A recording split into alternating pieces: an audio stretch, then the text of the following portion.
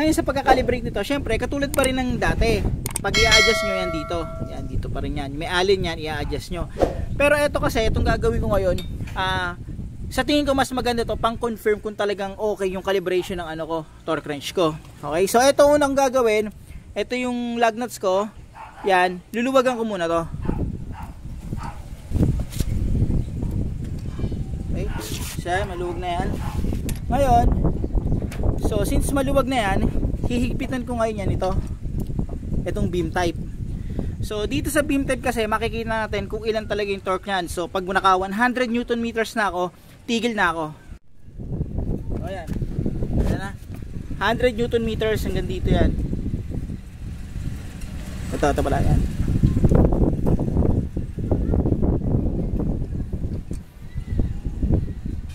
So konti pa. Yan.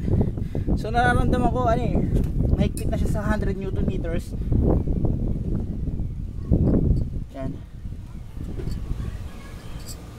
So ayan na siya. So ayan, 100 Newton meters na ito mga paps. Okay. So 100 Newton meters yan. Susunod kong gagawin, mamarkahan ko yung pinaka-lug nuts niyan. Ito. So mamarkahan ko yan. Gamit na lang kayo ng ibang marker o tape. Kasi ito permanent, wala akong makuha eh. So ayan siya, mamarkahan ko yan. Hanap tayo ng spot. So dito. So dapat ganyan siya.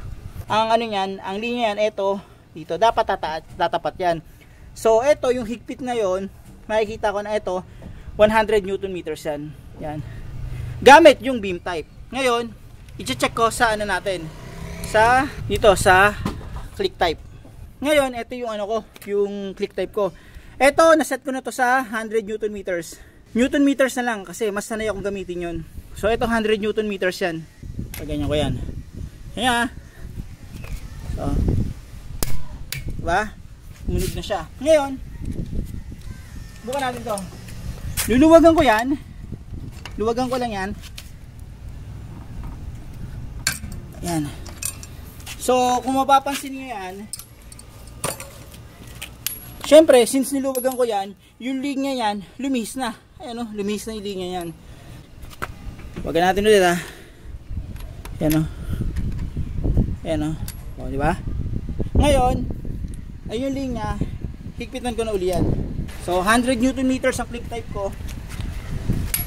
Kita natin. Yan.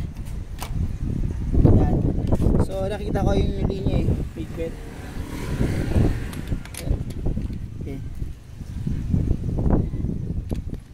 Yan. Di ba bantay? Pakita ko sa inyo ha. Yan. Hindi ba pantayan? Alay nyo pantayan? Lihis pa yan. Yan. Yan, lihis pa ng konti yan mga paps. So yan. Ayan.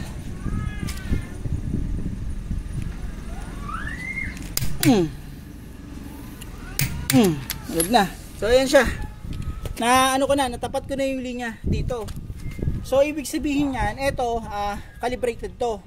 Ngayon, kung sakaling hindi calibrated, halimbawa, niluwagan niya yan, tapos etong linya na to, yun yung 100 Newton meters natin.